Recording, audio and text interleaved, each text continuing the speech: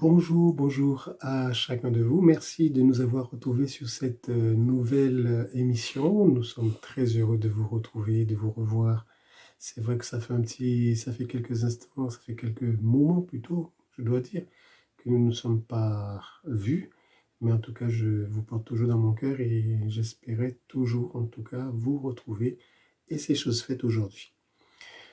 Nous allons prier quelques instants afin de commencer ce petit programme que nous avons préparé pour vous. Merci Seigneur, merci pour ta grâce, merci pour tes bienfaits et merci parce que Seigneur, tu es le Dieu merveilleux, Seigneur, qui ne te lasse pas de parler dans le cœur des hommes afin de les amener à ta connaissance et à ta véritable lumière, parce que tu es la lumière du monde. Merci, merci Seigneur pour les cœurs que tu as déjà disposés pour entendre ce que tu vas dire. Et bénis aussi ton serviteur, Seigneur, à ton nom de gloire, au nom de Jésus. Amen. En qui as-tu mis ton espérance? Chers amis, il y a beaucoup de choses, beaucoup de mouvements, beaucoup de personnes qui vous proposent des choses pour pouvoir placer votre espoir sur des choses parfois qui sont passagères, périssables, vaniteux. Mais ce matin, nous allons parler d'un sujet vraiment intéressant et nous allons prendre pour commencer tout de suite avec Job, le chapitre 27, au verset 8, dans le livre de Job, qui nous dit « Quelle espérance reste-t-il à l'impie quand Dieu lui coupe le fil de sa vie, quand il lui retire son âme ?» Chers amis, notre vie ne tient qu'à un fil. C'est vraiment le cas de le dire. Nous sommes vite fauchés en un clin d'œil.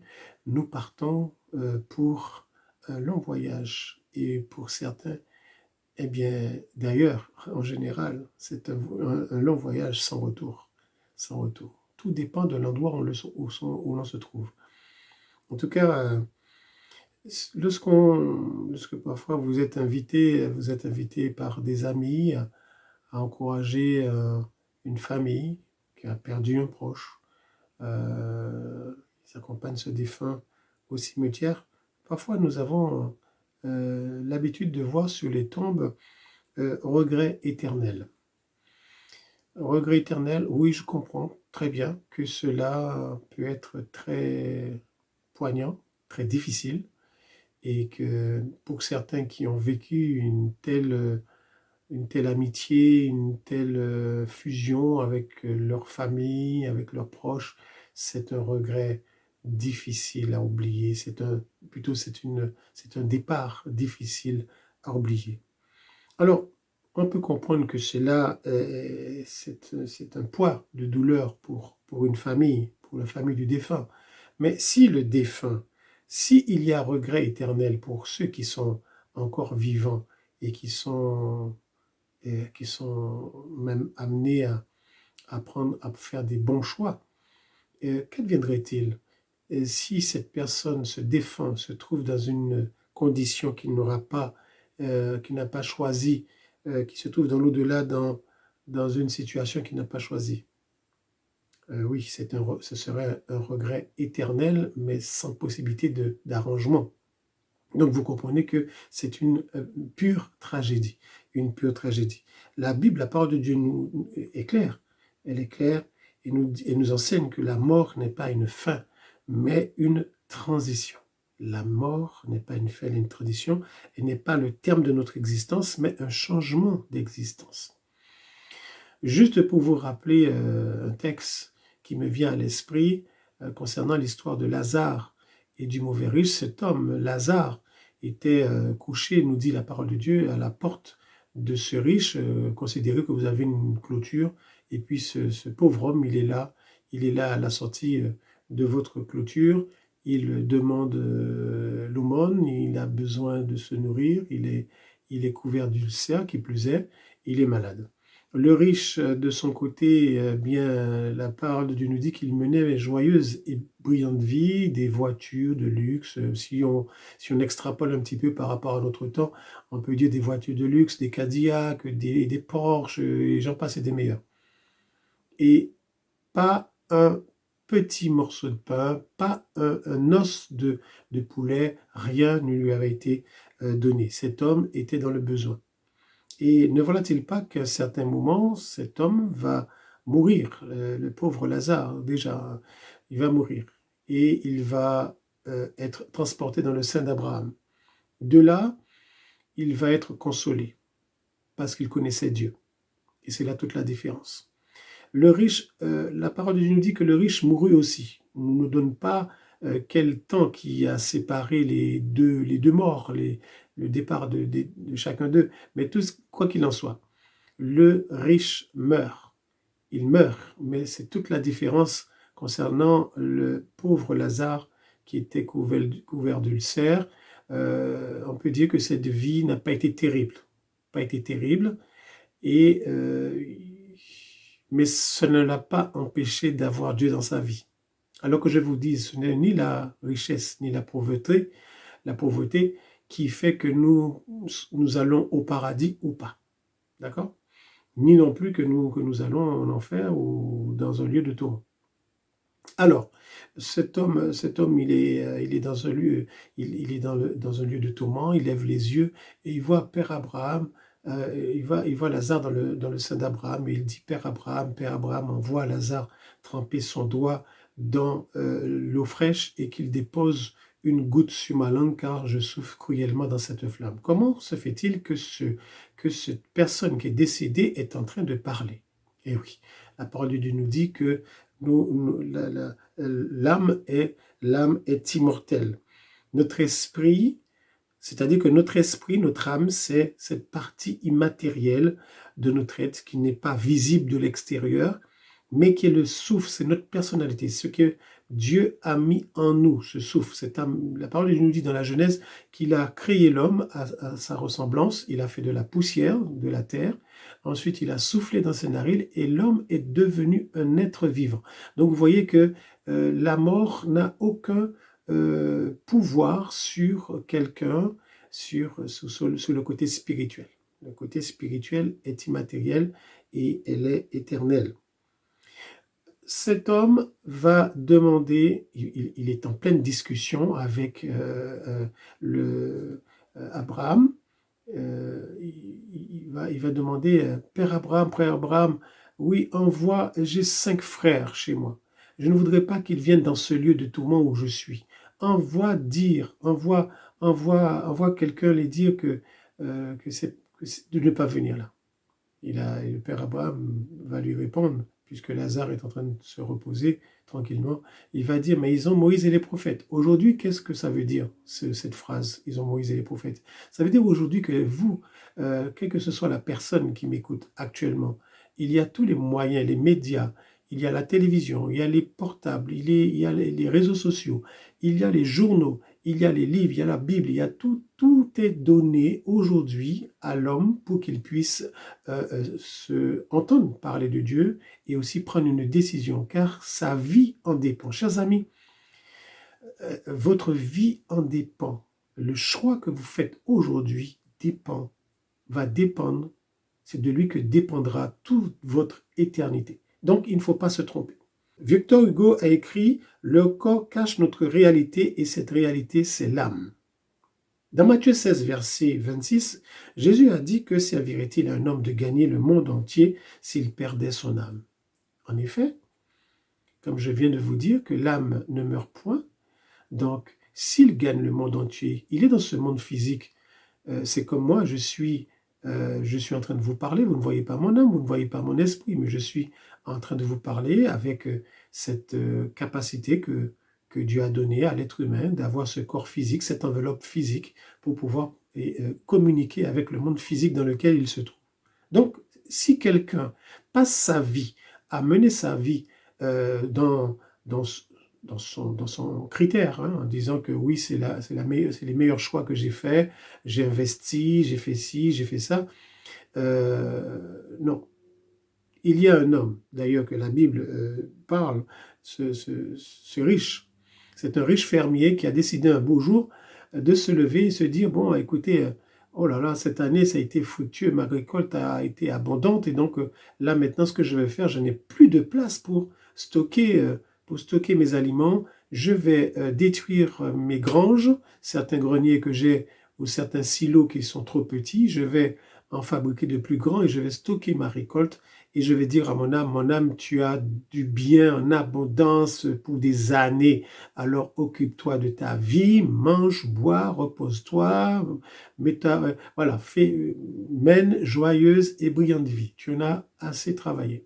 Le Seigneur va lui dire, insensé, ton âme aujourd'hui te sera redemandée. Et ce que tu as récolté, pour qui il sera? Pour les charançons, pour les petites termites, pour les mites, pour toutes ces petites bêtes qui vont consommer le grain et les détruire. Non. Ce que le Seigneur veut, c'est que tout homme, quel qu'il soit, vous, monsieur, vous, jeune homme, vous, madame, quel qu'il soit, que vous vous souciez de votre âme, parce que votre âme a un prix exceptionnel, inimaginable. Il est sans mesure. C'est pourquoi que l'adversaire de notre âme, ce qui s'appelle le diable, cet être qui a quitté, qui a désobéi dans le ciel et qui a quitté, qui a été chassé du royaume des cieux, il n'a de cesse de chercher à détruire et à piéger les hommes en les rendant captifs, en rendant leur âme captive de la mort, de la déchéance, et quand ils se retrouvent en enfer, ils sont perdus. Ce lieu où la mort peut nous mener si nous ne connaissons pas Dieu est un endroit où Dieu n'y est pas, d'ailleurs. Il faut le dire. Il n'y a rien en rapport avec, même si vous avez 100 ans, il n'y a aucun rapport entre votre âge et l'éternité. Si vous avez 100 ans et que vous mourrez maintenant sans connaître Dieu, chers amis, vous êtes perdus pour l'éternité, sans possibilité de retour. C'est pourquoi que le Seigneur dit, aujourd'hui, si vous entendez ma voix, n'endurcissez pas votre cœur. C'est aujourd'hui qu'il faut prendre le choix d'aimer Dieu, de le servir, de vous approprier la grâce de Dieu, parce que c'est une grâce qui est encore possible. Un jour, le Seigneur fermera cette porte, tout comme il a fermé cette porte de la grâce qu'il avait ouverte pour la génération de Noé. Cet homme, sa famille, ces 8 personnes sont rentrées dans l'arche et la porte a été fermée par Dieu lui-même. Et tous ceux qui étaient dehors, qui n'ont pas cru à ce que Noé les disait pendant 120 ans, pardon, eh bien, ils se sont retrouvés, comme on pourrait dire, et c'est vraiment le cas, le bec dans l'eau. Le célèbre évangéliste Moody a dit « Quand vous apprendrez mon décès, sachez que je suis plus vivant que jamais. » En effet, notre âme est libérée de ce corps charnel, de ce corps qui, bien souvent, nous cause tant d'ennuis et nous empêche parfois d'accomplir la volonté de Dieu pleinement. L'infatigable prédicateur, l'évangéliste John Wesley déclara « Je suis une créature éphémère passant dans la vie comme une hirondelle dans le ciel. Je suis un esprit venu de Dieu et retournant à Dieu. » C'est tiré du livre d'Ecclésiaste, le chapitre 12, au verset 9.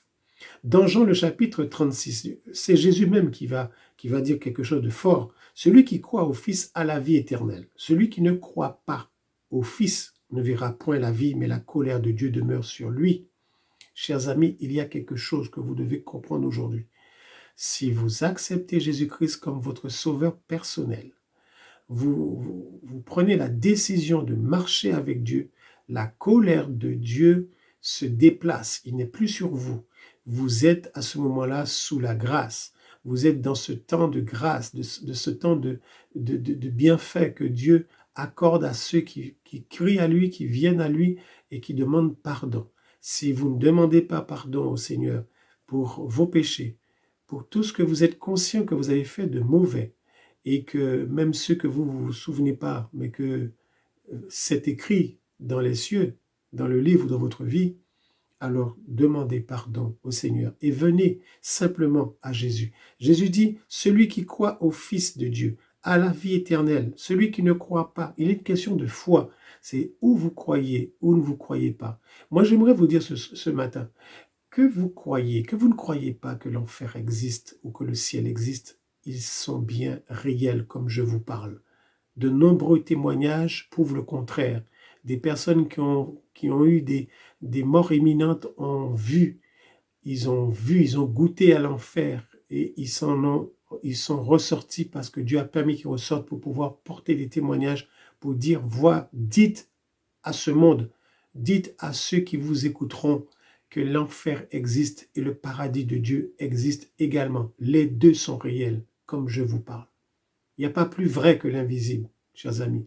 Tout ce qui a été créé est parti de l'invisible. Les arbres, les poissons, les animaux, tout est sorti de l'invisible. Sachez, s'attacher à Jésus, l'aimer, suivre son enseignement, lui être fidèle, lire sa parole, aimer le Seigneur de tout son cœur, c'est le plus sûr moyen et le seul moyen de vous trouver dans la présence du Dieu vivant. Un jour, quand le Seigneur Jésus reviendra, et il ne sera tarder, tous les compteurs de ce monde sont passés déjà au rouge. Le retour du Seigneur est imminent. Il n'est pas question que vous ratez votre départ pour les cieux. Chers amis, je vous encourage vivement à faire la paix avec Dieu, à demander à Dieu pardon pour tous vos péchés et réconciliez-vous avec Dieu. Je vous en supplie, réconciliez-vous avec Dieu. C'est la seule alternative que vous avez pour ne pas mourir éternellement. J'aimerais lire avec vous Amos chapitre 4 au verset 12 qui nous dit « Prépare-toi à la rencontre de ton Dieu ».